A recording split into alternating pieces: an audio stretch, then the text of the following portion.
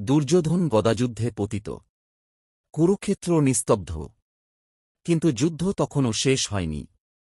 কারণ প্রতিশোধ এখনও বেঁচে ছিল। সে প্রতিশোধের নাম অশ্বত্থামা।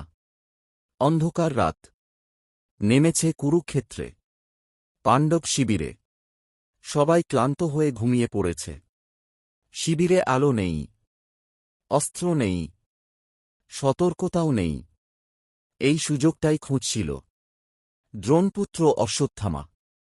তার চোখে আগুন, হৃদয়ে একটাই চিন্তা, আমার পিতার অপমান আমি ভুলব না। অশ্বত্থামা দেবাদিদেব শিবের তপস্যা করে এক ভয়ঙ্কর শক্তি লাভ করেছিল। সে শক্তির ভরসায় রাতে গোপনে ঢুকে পড়ে পাণ্ডব শিবিরে। তার সঙ্গে ছিল কৃপাচার্য ও কৃতবর্মা। শিবিরে তখন ধৃষ্টদ্যুম্ন ঘুমাচ্ছেন, দ্রৌপদীর 5 পুত্র ঘুমাচ্ছে, অসংখ্য সৈন্য বিশ্রামে। অশ্বত্থামা কাউকে ছাড়েনি, ঘুমন্ত নিরস্ত্র অবস্থায়।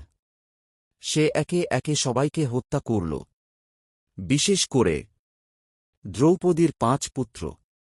এক রাতেই নিধন হল। আকাশ কেঁপে উঠল।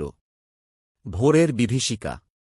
সকালে পাণ্ডবরা ফিরে এসে যে দৃশ্য দেখলেন, রক্ত, মৃতদেহ, কান্না। দ্রৌপদী সন্তানহারা হয়ে মাটিতে লুটিয়ে পড়লেন।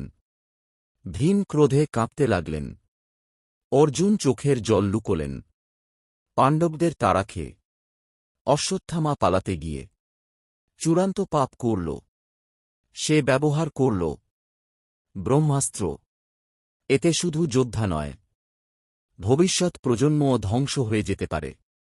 অর্জুনও বাধ্য হয়ে নিজের ব্রহ্মাস্ত্র ছুঁড়লেন। পৃথিবী ধ্বংসের মুখে। 2 ব্রহ্মাস্ত্র মুখোমুখি। তখন মহর্ষি ব্যাস ও নারদ দুজনকেই থামালেন। অর্জুন অস্ত্র ফিরিয়ে নিলেন, কিন্তু অশ্বত্থামা পারল না। চূড়ান্ত শাস্তি। শ্রীকৃষ্ণ আদেশ দিলেন, অশ্বত্থামার মস্তকের মণি খুলে নেওয়া হল। সে চিরদিনের জন্য অভিশপ্ত হল। একা যন্ত্রণায় ঘুরে বেড়াবে পৃথিবীতে। দ্রৌপদী কাঁদতে কাঁদতে বললেন, আমি প্রতিশোধ চাই না। আমি শুধু এই পাপের অবসান চাই। যুদ্ধের সত্যিকারের শেষ এই রাতের নৃশংসতার মধ্যে দিয়েই। মহাভারতের যুদ্ধের সবচেয়ে অন্ধকার অধ্যায় শেষ হয়।